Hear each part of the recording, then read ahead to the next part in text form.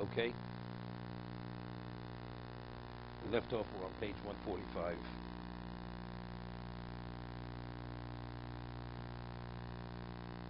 We're just in the Mishna Berura on 145 Mishna Berura, Yud Dalet. The Mechaber says that sins that you had confessed the previous Yom Kippur, although you did not violate them in the past year, nevertheless, a person could confess them again. Lazarus vados Yudalit, Umar Omkamer, why? Hareze Meshubach, it's even praiseworthy. To confess every year, although one didn't transgress that area again in the past year, he knows factually he did not. Shenem L'chatosi Negdi Tomit. David Mel says, my sin is always before my eyes. You know, Rabbeinu Yonah writes, B'shari Tshuva, that the first time a person sins, even if he sins deliberately, the claim against him is not so strong. Why?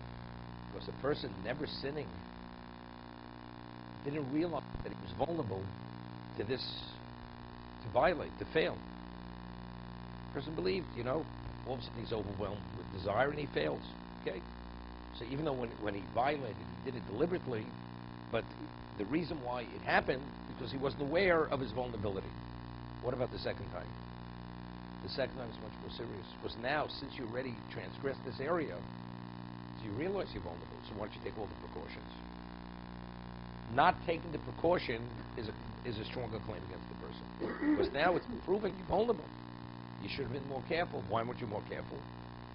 As a result of that, the second time is much more serious than the first time. Even the person did tshuva. The whole concept of negdi, chatosi negdi tomit. You're forgiven, past Yom Kippur, you should confess it over. Re-agonize over the past, because by re-experiencing, making that level of confession of the past, it will give the person the cognizance that he's vulnerable. This is the value of chatosi negdi tomit. Rabbeinu Yonah, we were able to appreciate it.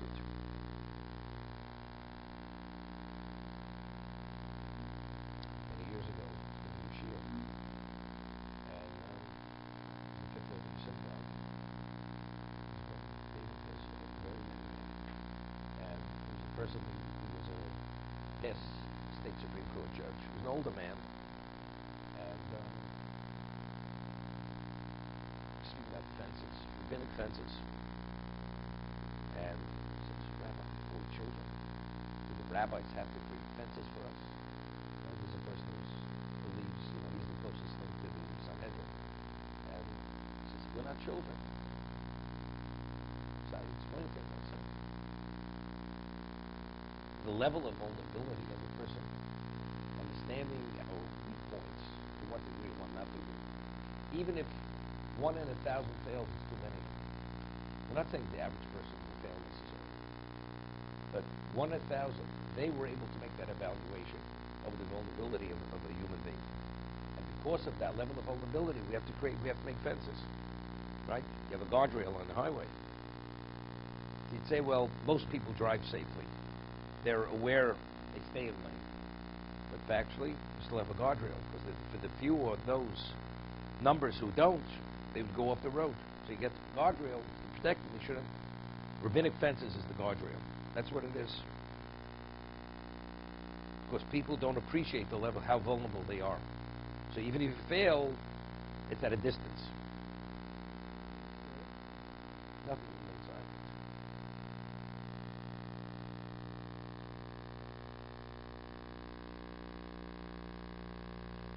Okay. Hey.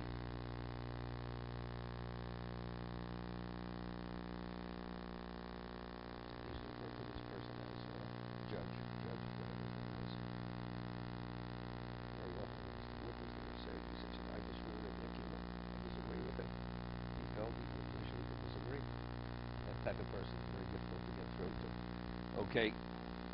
Hey, the tefillas mincha erev Yom Kippurim, eino chosim bevidu shachreo. Mincha erev Yom Kippur, eino chosim bevidu shachreo. Let's see the Mishna Berura.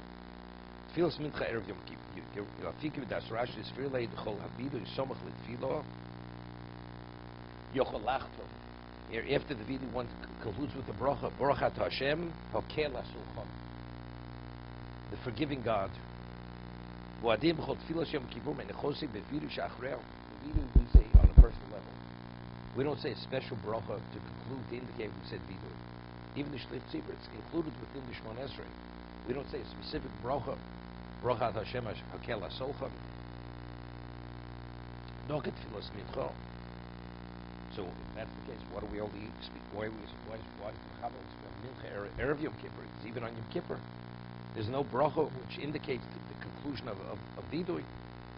So he explains the nogat feels mincha b'shem the bezeh simen ayrim. Since we're discussing mincha, therefore he mentioned mincha. But the truth is, it's throughout Yom Kippur. Whenever we say vidui, there's no concluding bracha for vidui. Okay. Eno chosein v'achel kai. Elokai achlo nutzarti shugamke kein vidui yom elokai nutzol l'shanim yirov osan omrim tomid yul rotzot yarach atfilo kodem enachnunim. That even Yom Kippur you should say Hamburach Hashem Yisrael Bashalom. We say yul rotzon, then you say the vidui.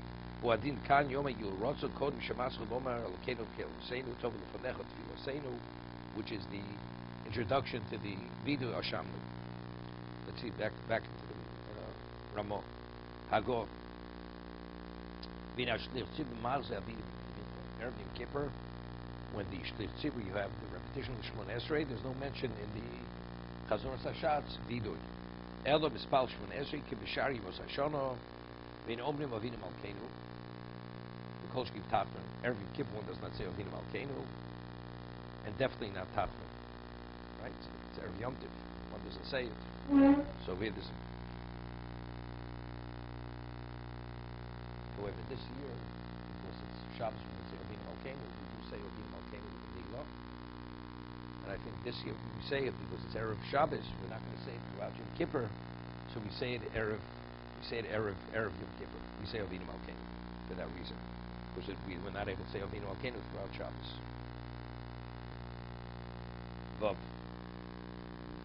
think we just have to look at it. Kolakol Loki Malkus Arboim. This is a Sephardic custom. The community, they receive Malkus Arboim. This is a little purely symbolic. Not you actually give a person lashes. Shumitoch Kach Yitin Alibo Loshem Me'aver Shemiyodo. Going through the motion of Malkus, the person understands, it actually awakens the person to understand the seriousness of the moment, so it arouses the person to do tshuva. That is the value of giving malchus. That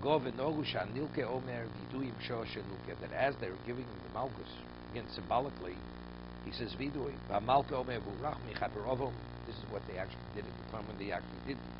The Bezdin did give lashes. It's 39 words, which correspond to the 39 lashes. Keneged lamates makos. Unogos lagos birtzu akoldo. They use a small strap because they don't rock zikoro. The malchus is purely to commemorate the procedure. The leather should be calf's skin. There's all the Gemara in Makos, as it says that this is what the Navi he rebuked Klal Yisrael that the ox knows its master, knows the feet, the trough of its master, and we don't. The one who's receiving the malchus should not be standing or sitting. Rakmute, he should be in a bent position. Pon of Tzofon, his face facing north.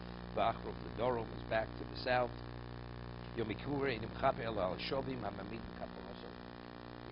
said, Rambam rules this based on the Gemara, that many kinds of sins, you have a mitzvah say. Person doesn't say Kriya Shema. And during the year, you do tshuva. Person didn't put on tefillin, do tshuva, fully atoned. Fully atoned. What about a person who violates a negative commandment? Eats not kosher. You do one does tshuva. Tshuva alone does not achieve the full kapara. You have to wait for Yom Kippur to be fully atoned. It's tshuva v'yom kippur. Yom Kippur, in its own right, contributes to the atonement process. Okay? But he says, when does Yom Kippur contribute to you? It only contributes. What about a person who doesn't do tshuva? Doesn't believe in the whole thing? Doesn't. So he says, Yom Kippur ein mechaber ela al hashovim, the one who actually does tshuva, hamaminim b'kaparoso. It's not it's lip service. He believes truly that if you have remorse and you make a commitment to turn over a new leaf, you'll be forgiven. If you believe that and Yom Kippur has relevance to that, then it'll be effective. Otherwise, it's not effective. Avo, Hamavaifo, Machashi Belino, Mamoel Yom Kippur Zer.